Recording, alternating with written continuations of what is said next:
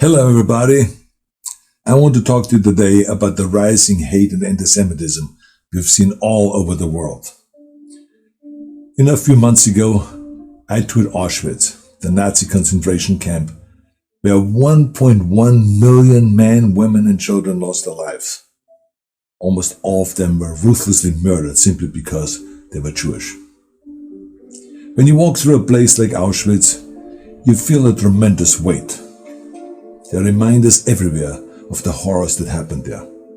The suitcases never claimed by the prisoners, who were told to remember exactly where they left their belongings so they could retrieve them after they were finished with their showers. The shoes and the gold teeth and the hair that were taken from the murdered to be reused by the murderers to fund their evil. The log books with thousands of names crossed out as if a cruel accountant only measured death.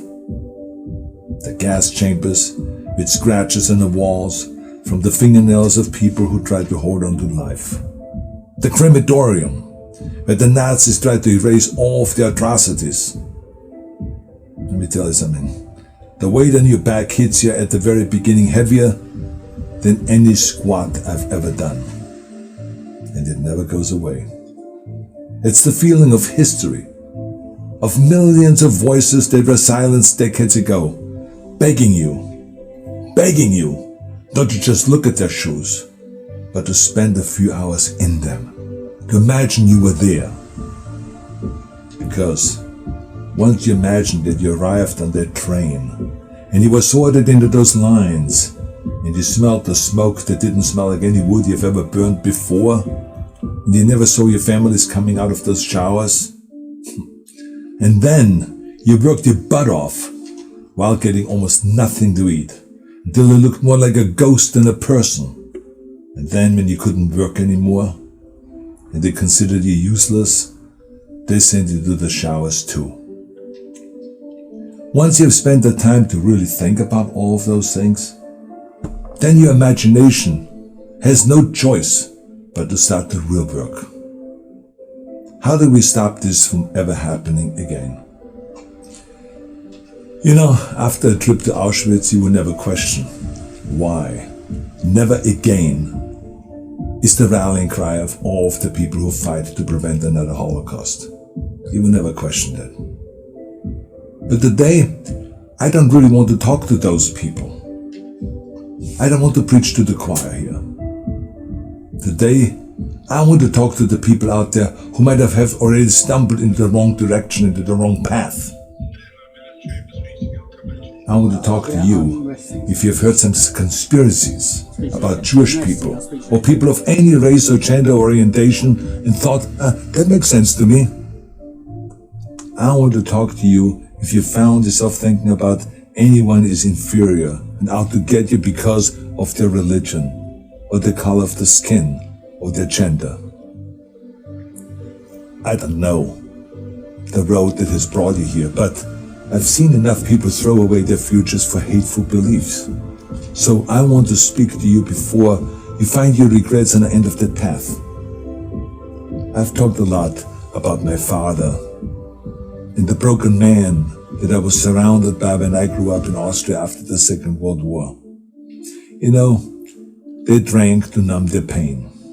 Their bodies were riddled with injuries and shrapnels from the evil war, and their hearts and their minds were equally riddled with guilt.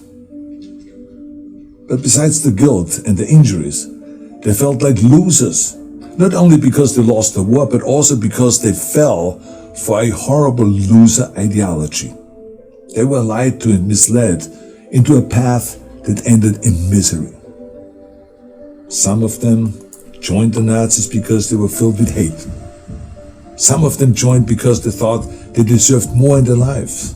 And they bought into that idea that the only way to make their lives better was to make other lives worse. Some of them joined because they were frustrated with the government, and some of them just joined because everyone else was doing it. In the end, it didn't really matter why they joined.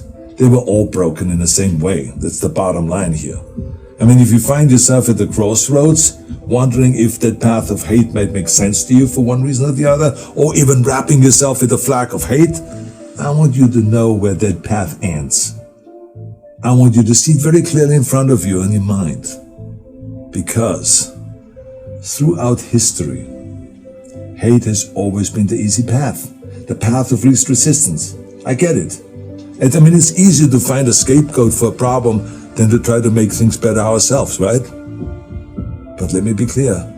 You will not find success on the end of that road. You will not find fulfillment or happiness. Because hate burns fast in pride. It might make you feel empowered for a while, but eventually consumes whatever vessel it fuels. It breaks you. It's the path of the weak. And that's why there has never been a successful movement based on hate. I mean, think about that. The Nazis, losers. The Confederacy, losers. The apartheid movement, losers. And the list goes on and on. I don't want you to be a loser. I don't want you to be weak.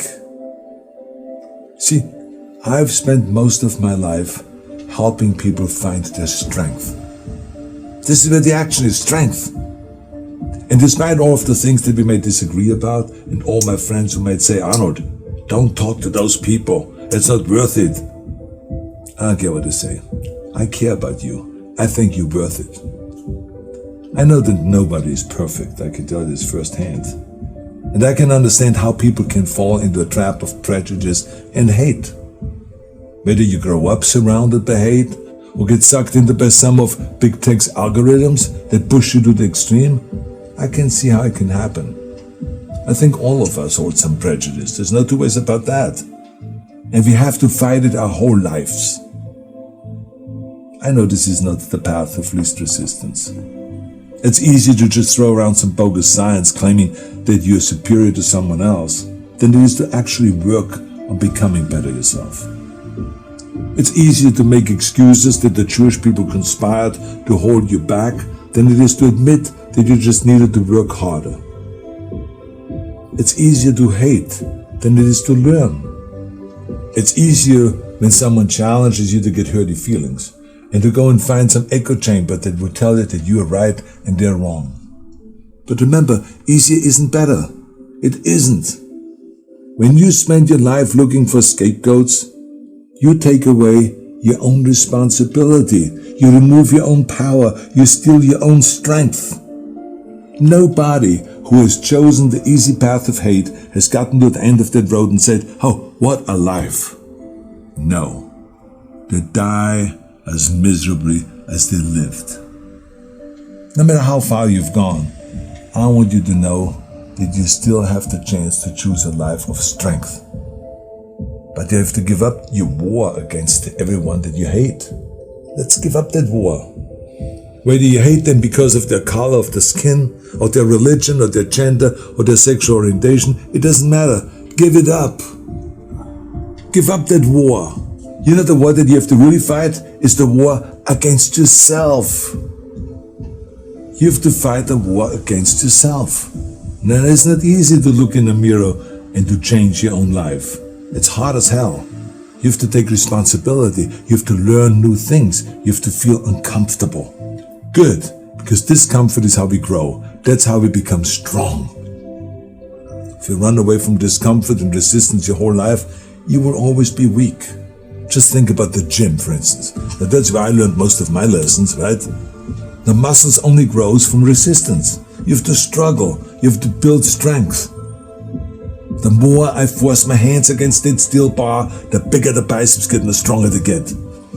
When I was trying to squat 600 pounds and bench press 500 pounds and deadlift 700, it didn't feel like a walk in the park. It wasn't easy, no. I was uncomfortable. It was painful. I mean, look at those photos. I was struggling. I was crying out loud in pain. You know something? Your mind and your character are no different than your body and your muscles. If you want to grow as a person, you really have to make friends with pain. Embrace the discomfort. Enjoy the struggle. You have two paths in front of you right now. One of them is going to be the harder one today. It's going to be downright painful. You will have to force your brain to think in new ways.